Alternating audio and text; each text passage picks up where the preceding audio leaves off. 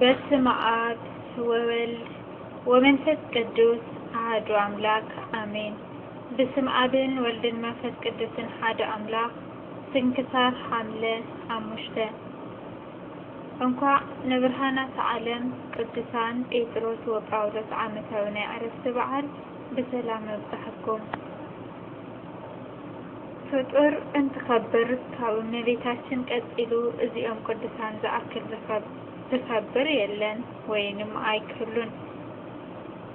ንቤተ ክርስቲያን ዘይኮንዎ ምንም ነገር የለንና እሳም ብርሃናተይ ያዕንተይ ዕንቆይ ኢላ ትጽውዖም።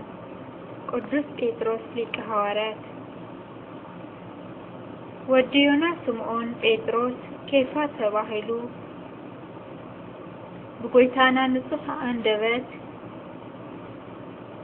እዩ። እዚህም ዓለት ወይንም መሰረት ከም ማለት እዩ። ብቤተ ሳይዳ ምስሓው እንድርያስ ዓሳ ብምስማድ ዓብዩ ሰበይቲ ተመርዒዩ ዕድሚኡ 56 እንትበጽሕ ነበረ። ጎይታ ዝተቐበሎ ብዕድሜው ኮነ ብቕንዕነቱ ብመስተውዓልነቱ መሰረተ ቤተ ክርስቲያንን ተባሃለ። ለሐዋርያትም ሓለቆኦም ኮነ። ማቴዎስ ምዕራፍ 16 ፍቅዲ 17 ዮሐንስ ወንጌል ምዕራፍ 21 ፍቅዲ 15 ጎይታና ኢየሱስ ክርስቶስ ብዝተሓዘሉ ለይቲ ንስርሑ ስሕተት ንስሐ ኣትዩ ምሳሌ ኮነ። ቅዱስ ጴጥሮስ ከም ሓለዋኡ ሐዋርያትን ሓልዩ ንጸጋ መንፈስ ቅዱስ ዘብቅዐ ካብ በዓለ 50 ንድሓር ንኩሉ ሃገረ ስብከት ኣካፈለ። ምንም ናቱ ክፍሊ ሮሜ እንትኸውንም ኣርድእትን ስለምጽናዕ ብኩሉ ኣህጉራት ዞረ። ብድሕሪኡ ግን ብዙሕ መከራታትን ተቐበለ። ኣሕዛብ ግብሮም ከም እንስሳ እዩና ብኣቦና ቀለዱ። እሱ ግን ኩሉ ተዓገሰ። ናይ ቅዱሳን ታሪክ ንምንጋር ካብ መብዝሑ ዝተልዓለ ይከብድ እዩና ልቦና ዘለዎ ሰብ ሊቃውንቲ ክጥይቅ ከም ዝግባእ ይምከር። ቅዱስ ጴጥሮስ ሰናይ ገድል ተጋዲሉ ብ66 ዓመተ ምህረት ናይ ኔሮን ቄሳር ወታደራት እንትሰቕልዎ ለመንዎ። በጃኻቱም ኣነ ከም ጎይታይ ኮይነ ምስቃል ኣይግብአንን በሎም። እሳቶም ዘቕዚቆም ሰቒሎም ቀተልዎ። ብሰናይ ሓለውኡ ዘይተሓልፍ ርስቲ ምስ መክፈቲታ ተቐበለ።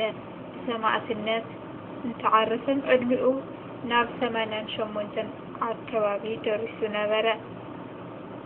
ናይ ቅዱስ ጴጥሮስ መፀውዒ ሊቀ ሐዋርያት ሊቀ ኖሎት ወይንም ሓላዊ ሐዋርያት ዓለቃ መሰረተ ቤተ ክርስቲያን ኮኮሃ ሃይማኖት ናይ ሃይማኖት ኮኺ ወይንም አለት አርሳይሮስ ናይ ዓለም ኩሉ ፓትርያርክ ቅዱስ ጳውሎስ ሐዋርያ ንቤተ ክርስቲያን መብራህታ ቅዱስ ጳውሎስን ከመይ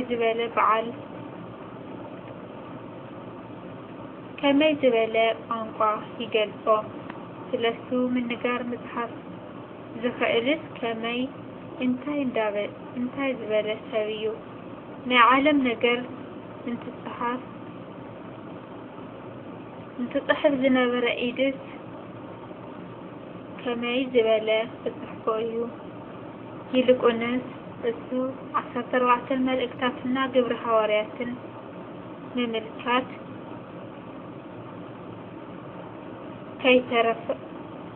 ከይሓሸ ኣይተርፍን። ቅዱስ ጳውሎስ ካብ ነገደ ብንያም ሳኦል ዝበሃል ናይ ጠርሲስ ሰብ እንትኸውን ምሁረ ኦሪት ቅኑዕና ፈሪሳዊ ነበረ።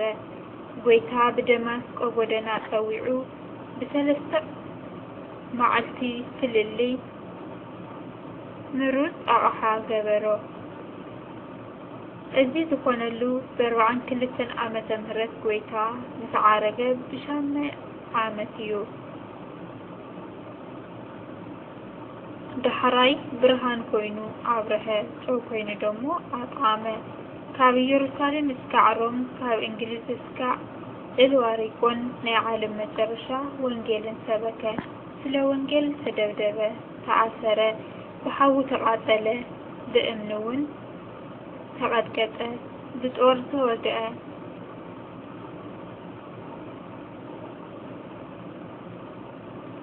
ብፂም ኣፉም ኢሉ ኣገልገለ። በየቦታ ድንቅ ተኣምራትን ሰርሐ። ን25 ዓመታት ቀትርን ለይትን ብዘይ ምንም ምትካት ወንጌልን ሰበከ። እሱ ዝመሰሉ እርሱንም ዝኣኸሉ ብዙሕ ኣርድእትን ኣፍርዩ ብ67 ዓመተ ምህረት ብኔሮን ቄሳር ትእዛዝ ክሳዱ ተቆረፀ። ካብ 14 መልእክታቱ ዝሓለፈ ቅዱስ ሉቃስ ወንጌልን እንትጽሕፍ ሓጊዝዎ እዩ። ልክዕ ቅዱስ ጴጥሮስ ማርቆስን ከም ዝሓገዙ ማለት እዩ።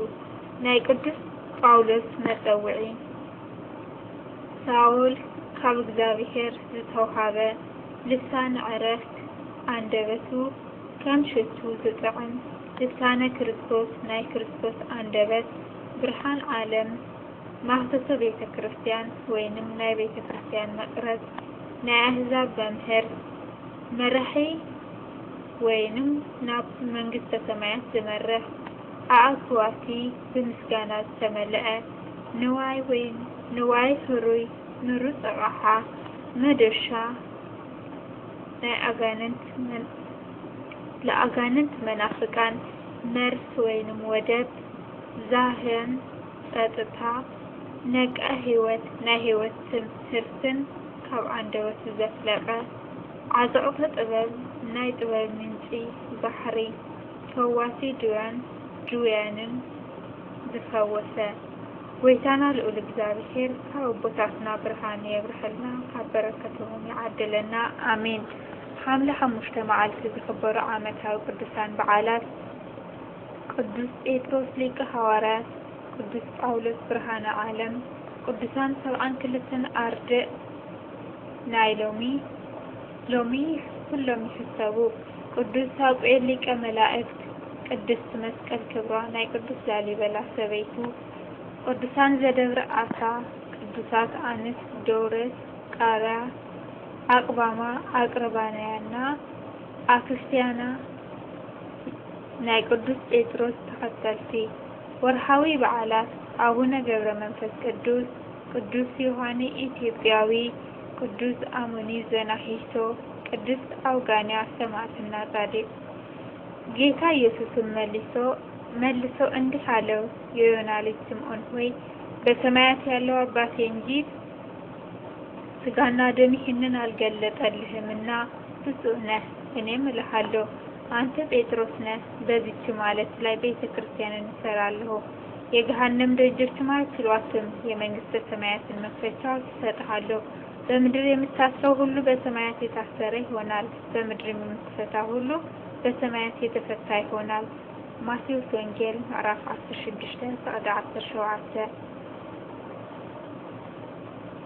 በመስዋዕት እንደሚደረግ የኔ ሕይወት ይሰዋልና የሚሄድበትም ጊዜ ደርሷል። መልካምን ገድል ተጋድያለሁ፣ ሩጫውን ጨርሻለሁ፣ ሃይማኖትን ጠብቄያለሁ። ወደፊት የጽድቅ አክሊል ተዘጋጅቶልኛል። ይህንንም ጻድቅ ፈራጅ የሆነው ጌታ ያን ቀን ለኔ ያስረክባል። ካልአይ ጢሞቴዎስ ምዕራፍ 4 ቁጥር 6። አሜን። ስለ ቃሉ ናይ ቃሉ በዓል ቤት አምላክና ልዑል እግዚአብሔር በከበረ ተመስገነ ይሁን። አምላከ ቅዱሳን ከቅዱሳን አቦታትና ረድኤት በረከቶም ይካፍለና አሜን። ወስብሐት ለእግዚአብሔር ወለወላዲቱ ድንግል ወለመስቀሉ ክቡር አሜን።